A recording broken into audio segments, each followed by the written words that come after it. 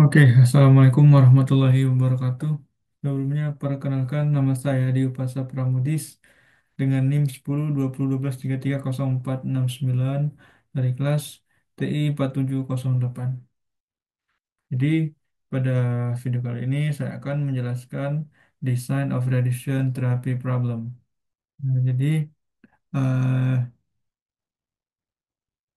di sini ada sebuah study case ataupun sebuah cerita.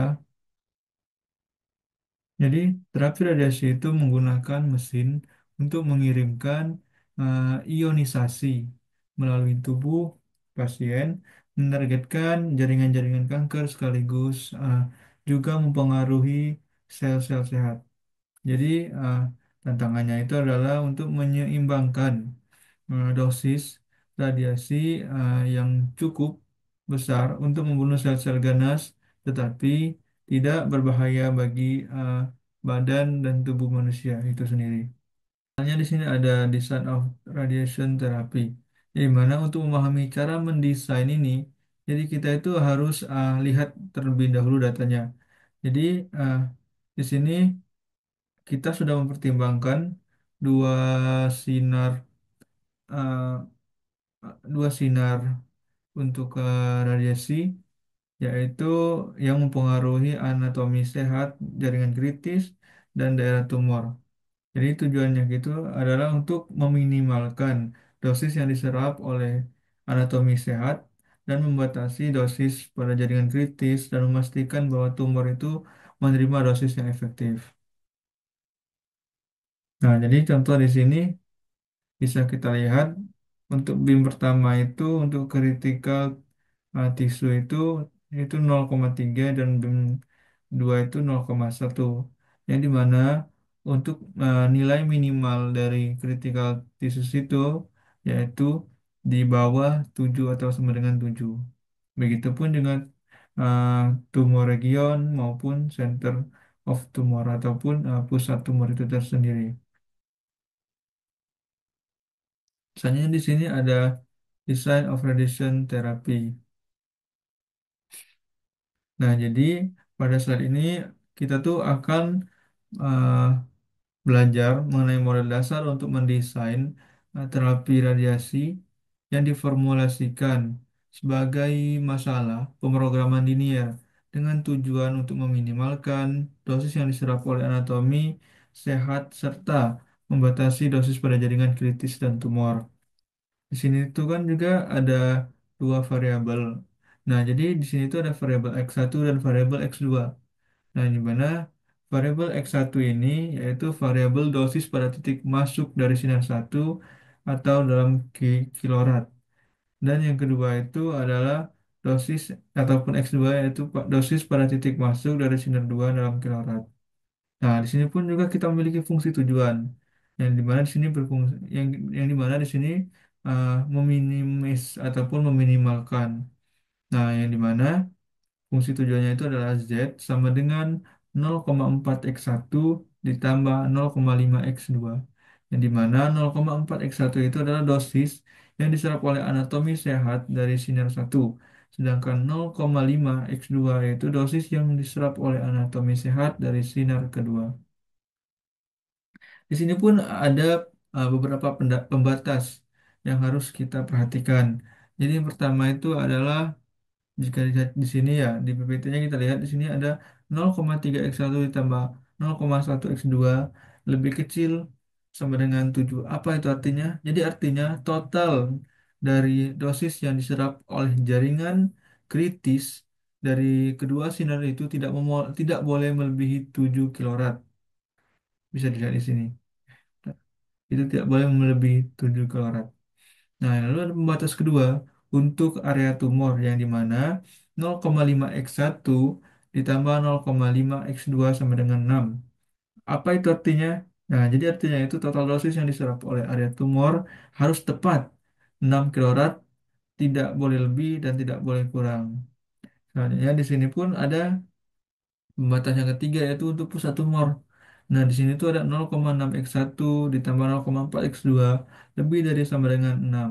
Artinya, dosisnya itu yang diserap oleh pusat tumor harus sama dengan 6 atau lebih dari 6 kilorad.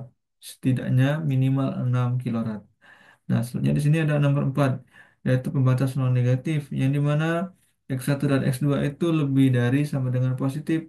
Nah, jadi pembatas ini tuh dia itu memastikan bahwa tidak ada nilai negatif untuk dosis dari sinar ini. Oke, next di sini ada bentuk standar dari uh, yang tadi, yaitu untuk mengubah masalah ini kita itu ke dalam bentuk standar, kita itu perlu mengubah semua pertidaksamaan tersebut menjadi persamaan dengan menambahkan variabel slack. Nah, yaitu variabel surplus dan slack. Nah, jika kita lihat di sini fungsi tujuan. Fungsi tujuannya itu kan untuk sorry, untuk meminimis ataupun meminimalkan. Nah, yang dimana yang berarti di sini tuh dia bertujuan untuk meminimalkan si sinar tadi. Jika kita lihat lagi di sini pun ada Z sama dengan 0,41 ditambah 0,5 X2 ditambah lagi dengan 0 eh, kok 0 X3 dan ditambah 0 X4. Yang dimana X3 dan 4, X3 dan X4 itu adalah variabel slack. Nah, soalnya di sini ada beberapa pembatas yang harus kita perhatikan lagi. Yang pertama itu adalah pembatas jaringan kritis. Jaringan kritis itu uh, memiliki batas 0,3 X1 ditambah 0,1 X2 ditambah X3 sama dengan 7. Dan begitu pun untuk X, X untuk pembatas yang kedua, area tumor tetap 0,5 X1 ditambah 0,5 X2 sama dengan 6. Dan untuk pembatas pusat tumor yang ketiga, yaitu 0,6 X1 ditambah 0,4 X2 dikurang X4. Dan yang terakhir adalah pembatas non negatif. X1, X2, X3, dan X4 itu harus lebih dari sama dengan 0. Oke, next. Nah, jadi di sini ada bentuk kanonik. Jadi, kita itu harus mengubah masalah ke dalam bentuk kanonik dengan menambahkan variabel buatan X1, X1, X5, dan X6 yang diperlukan untuk menangani pembatas yang lebih besar atau sama dengan. Nah, di sini tuh kita pun memiliki fungsi tujuan kanonik, yang dimana fungsi tujuannya itu adalah meminimis ataupun meminimalkan. Nah, jika kita lihat di sini, untuk nilai Z-nya itu adalah, atau fungsi tujuannya itu adalah 0,4 X1 ditambah 0,5 X2 ditambah 0 X3 ditambah 0 X4 ditambah M X5 ditambah M X6. Nah, dari mana M itu? Jadi M itu adalah konstanta yang besar yang digunakan untuk menghilangkan variabel buatan pada akhirnya. Lalu di sini kita melihat lagi ada pembatas dari si fungsi tujuan itu. Jadi untuk pembatas pertama itu adalah jaringan kritis. 0,3 X1 ditambah 0,1 X2 ditambah X3 sama dengan 7. Halnya di sini ada juga pembatas area tumor, yang dimana 0,5 X1 ditambah 0,5 X2 ditambah X6 sama dengan 0, sorry, saya ulangi, untuk yang pembatas 2 yaitu 0,5 X1 ditambah 0,5 X2 ditambah X5 sama dengan 6. Begitu pun untuk pembatas 3 dan 4. Oke, next kita bisa lanjutkan. Nah, jadi pada slide uh, ini, jika kita lihat pada iterasi pertama itu, kita mulai dengan menyusun tabel simplex. Jadi berdasarkan bentuk kanonik yang telah dibuat, uh, solusi awal yang dibuat dengan menggunakan nilai X dan X5 dan X6, variabel dasar. Jadi sementara X1 dan X2 itu tetap sebagai variabel bebas. Jadi X1 dan X2 ini adalah variabel bebas, dan X3, X5 dan X6 itu adalah variabel dasar. Nah, jadi kita bisa lihat ya di sini, uh, variabel yang masuk ke basis itu adalah variabel yang memiliki koefisien negatif terbesar di baris Z. Jadi, di sini kan kita tujuannya adalah untuk meminimalkan si Z. Jadi dalam hal ini X2 itu memiliki koefisien 0,5, yang dimana lebih negatif dari X1 yaitu 0,4, sehingga X2 dipilih untuk masuk ke basis. Jadi di sini juga kita lanjutkan. Nah, jadi untuk menentukan variabel keluar dari si basis itu adalah untuk kita membagi nilai di kolom nilai positif yang sesuai dengan kolom X2 pada tabel hasilnya ini. Jadi saya ambil contoh di sini adalah, bentar di sini. Nah, di sini kan ada konstan. Nah, ini di mana si konstan ini akan kita bagikan dengan X2. Jadi kenapa kita bagikan dengan X2? Jadi kan kita tujuan tadi meminimalkan. Yang di mana X2 ini memiliki negatif 0,5. Dia memiliki nilai yang paling besar di antara semua nilai si Z ini tadi. Jadi kenapa kita memilih X2? Jadi contoh di sini. Kita bagikan, untuk hasilnya itu adalah 7 per 0,1. 0,1. Sama dengan 70 untuk baris satu. Nah, begitu pun untuk baris kedua dan baris ketiga. Jadi kita tinggal bagikan saja 6 dibagi 0,5, 12. Dan 6 dibagi 0,4, ah, 15. Yang dimana dari perhitungan ini kita dapatkan baris kedua itu memiliki hasil terkecil, yaitu 12. Sehingga si X5 itu akan keluar dari baris. Nah, jadi setelah kita melakukan perhitungan 7 dibagi 0,1, 6 dibagi 0,5, 6 ini dibagi 0,4, maka kita temukan bahwa baris kedua ini memiliki hasil yang paling kecil, yaitu 12. Oleh karena itulah di sini X5 kita keluarkan. Nah, jadi selanjutnya adalah langkah yang melakukan pivot, melakukan pivot. Nah, di mana di sini untuk basis, yang di mana uh, basis dari X2 tadi, uh, maaf, maksudnya setelah melakukan variabel masuk dan keluar, kita melakukan pivot untuk mengubah tabel simplex menjadi persimpangan antara baris X5 dan uh, X2. Di sini kita bisa hitung untuk semua elemen di baris pivot itu dengan elemen pivot, yang di mana 0,5 itu di kolom 2. Nah, selanjutnya di sini, uh, sebentar Mas. Nah, jadi di sini, aduh. Nah, jadi di sini kita langsung saja bagikan 0,5 dibagi 0,5 sama dengan 1. Dari mana 0,5 tadi? Jadi kita dapatkan 0,5 itu dari sini. Kita dapatkan 0,5 itu dari dalam tabel ini tadi yang sudah kita hitung.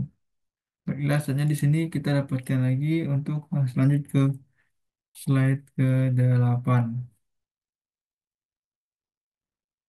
Nah, jadi untuk slide ke-8 ini, pada iterasi kedua ini kita melanjutkan memperbaiki nilai variabel bebas X1 dan X2 itu untuk mendekati solusi setiap pivot akan meningkatkan nilai Z atau meminimalkan biaya sesuai fungsi tujuan. Yang dimana uh, langkahnya itu pertama itu kita hitung dulu nilai baru di nilai X1 dan X2. Nah, lalu kita evaluasi pembatas apakah masih valid. Nah, selanjutnya yang tahap ketiga itu adalah jika pembatas itu terpenuhi, maka lanjutkan ke iterasi yang berikutnya.